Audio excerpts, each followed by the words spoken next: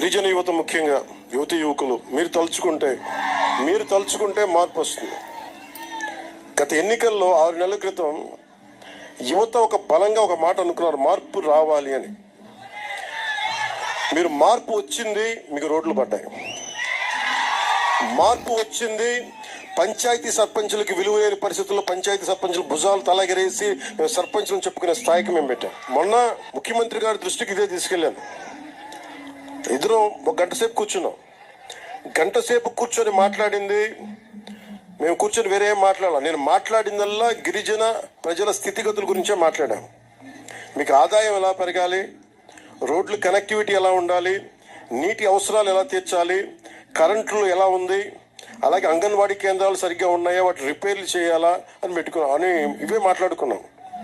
మాట్లాడుకొని ప్రధానమంత్రి గారు వచ్చాక ఇలాంటి ఇలాంటి పాలసీల కింద ఇంతకుముందు 250 ఉంటే కానీ రోడ్లు పడేవి కావు. ప్రధానమంత్రి గారు వచ్చాక కనీసం 100 మంది ఉంటే చాలు రోడ్డు వేసేయమని చెప్పారు. ఆ పథకం కింద కొన్ని రోడ్లు. ఇది మన నరేంద్ర మోదీ గారికి మనం కృతజ్ఞతలు చెప్పుకోవాలి.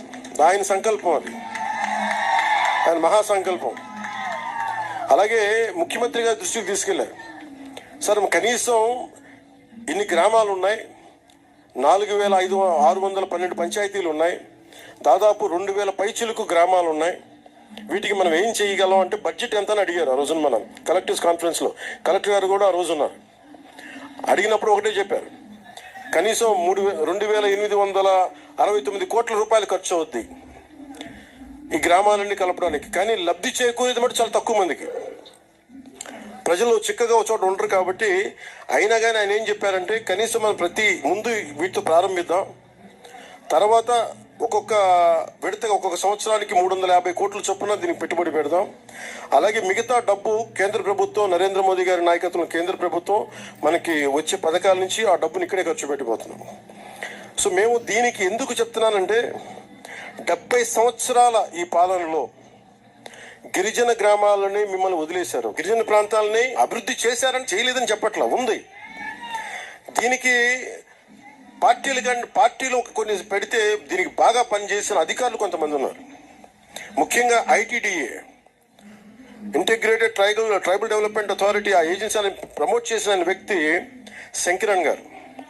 ఈ రోజున ఐటీడీఏ గుర్తుపెట్టుకోవాల్సింది శంకరన్ గారి పేరు. ఐఏఎస్, ఆయన్ని నిరంతరం గుర్తుపెట్టుకోవాలి. మహాన్మాడు అంటే ఒక అధికారికి, ఒక నిజమైన ఒక రాజకీయ నాయకుడు కనుక అండ ఉంటే శంకరన్ గారు చేసి చూపించారు.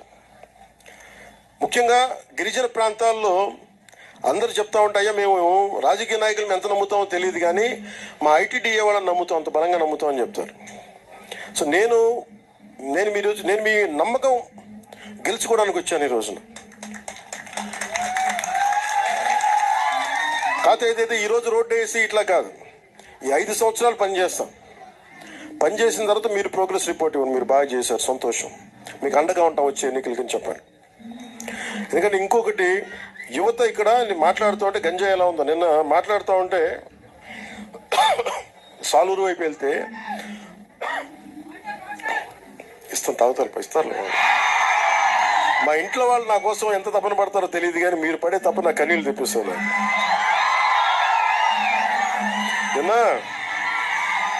ఇలాగే మనం కూర్చొని అన్న ఐ లవ్ యూ అంటుంటే ఐ లవ్ యూ టూ అని చెప్పారు. నా పిల్లలు కూడా ఇన్నిసార్లు ఐ లవ్ యూ చెప్పలే, బాగున్నావా కట్టేసి వెళ్ళిపోతా. మీరు ఐ లవ్ యూ అంటే మటుకు ఐ లవ్ యూ చెప్పాలనిపిస్తుంది, ఐ లవ్ యూ టూ అని చెప్పాలనిపిస్తుంది. మీకోసం ఇన్ని సంవత్సరాలు నేను ఆదిలాబాద్ తాండాలో తిరిగాను, తెలంగాణలో, మళ్ళీ మన తాండాలో తిరిగాను, మన గిరిజన ప్రాంతాల్లో తిరిగాను. ఉన్న సమస్యలున్నా, నీటి సమస్యలు ఉన్నాయి.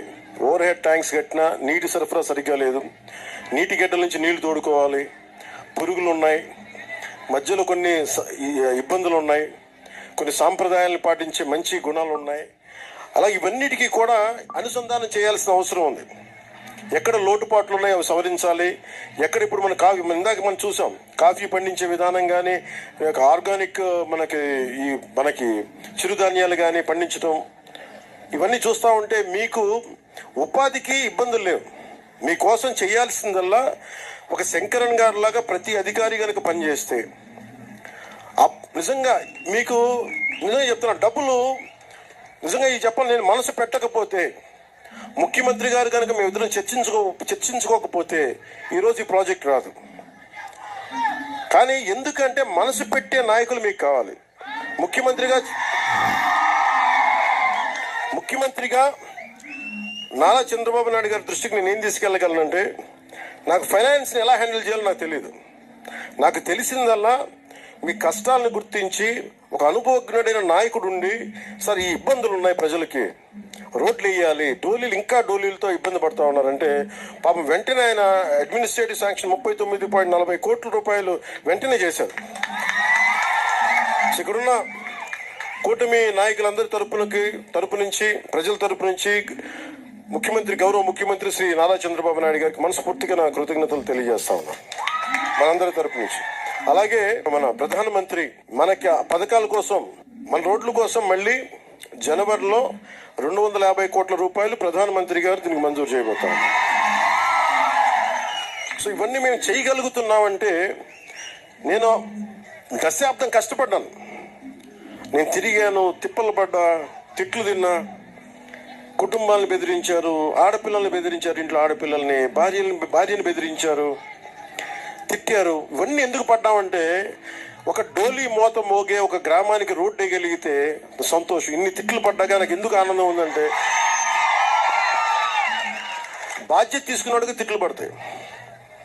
సో బాధ్యత, ఇన్ని 5 కోట్ల మంది ప్రజల బాధ్యత తీసుకొని ఈరోజు తిట్లు తింటూ కూడా మీకోసం ఉన్నామంటే, మీ జీవన స్థితిగతుల్లో మార్పు రావాలి, దానికోసం మేము త్రికరణ శుద్ధిగా పనిచేస్తాం అని తెలియజేయడం.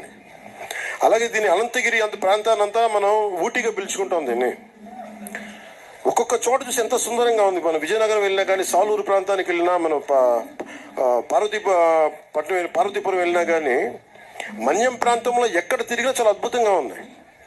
కానీ ఉన్నదల్లా సమస్య ఏంటంటే, మనకి కొంత డిసిప్లిన్ కావాలి.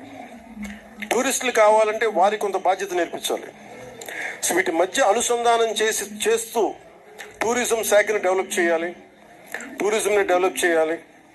అలాగే నేను ఇందాక యూత్తో మాట్లాడుతూ ఉంటే, నేను కుర్రాన్ని అడిగాను, గంజా ఎక్కువ పండుతుందా ఇక్కడ, గంజా ఎలా ఉంది అన్నాడు. అంటే ఆహా చాలా సూపర్ అన్నాడు. నేనన్నా ఇంత ఓపెన్గా చెప్పేస్తున్నాడేంటి, గంజాయి సూపర్ ఏంటి అన్నావు అన్నాను. అంటే ఏంటన్నా గంజాయి అన్న, లేదన్నా ఎంజాయ్ అన్నాను. అంటే ఏంటి ఉద్దేశం అంటే నేను వచ్చినందుకు ఎంజాయ్ చేస్తున్నావా అని అడిగినట్టు వినిపించిందంట. లేదన్నా నువ్వు అడిగితే నువ్వు ఎంజాయ్ చేస్తున్నావు అంటే ఎంజాయ్ చేస్తున్నా, గంజాయి కాదన్నా. 2017లో నేను తిరుగుతున్నప్పుడు యువతను చాలా మందిని మాట్లాడాను. మనకి అరకు ఏఓబి బార్డర్లో కానీ, మొత్తం అరకు ప్రాంతం అన్నింటిలో మాట్లాడితే అందరూ అడిగింది ఏంటంటే, ఎందుకు చేస్తున్నారు ఇవన్నీ అని అడిగాను. అన్న మాకు డబ్బులు సంపాదించిన వేరే మార్గాలు ఏమన్నాయి చెప్పన్నా మాకు. ఇది ఒక సామాజిక సమస్యగా చూడాలి. ఇప్పుడు మనం గ్రామ దేవతలకి మనం నైవేద్యం పెడతాం. అదే పట్టణాల్లోనూ మైదాన ప్రాంతాల్లో ఏం చేస్తారు, గుడి ఉంటే పులిహోర చేసో చక్కెర పొంగల్ చేసో పెడతారు. ఇక్కడ మనం ఏం పెడతాం, కొర్రలతో పొంగల్ చేస్తాం.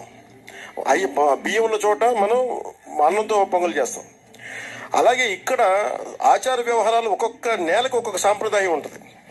గిరిజన సాంప్రదాయాల్లో మనకి కళ్ళు పెట్టడం దగ్గర నుంచి మనకి తల్లులకి, గ్రామ దేవతలకి, అలాగే గంజాయి పెట్టడం కూడా, గంజాయి ఆకుని ఇవ్వడం కూడా అది ఒక సాంప్రదాయం. అలాంటి సాంప్రదాయాల కోసం పెంచుకున్న ఈ గంజాయి మొక్క, ఇది సమస్య ఏమైపోయిందంటే, అది సంస్కృతి వరకు ఉండిపోతే పర్లా, గిరిజన ఆచార వ్యవహారాల వరకు ఉండిపోతే ఇబ్బంది ఉండేది కాదు. దాన్ని కమర్షియలైజ్ చేశారు, ఎక్స్పోర్ట్ చేశారు. ఎకరాలు వేలాది హెక్టార్లు పండించడం స్టార్ట్ అయిపోయేటప్పటికి ఆంధ్రప్రదేశ్ ఈ రోజున గంజాయికి నెంబర్ 1 క్యాపిటల్.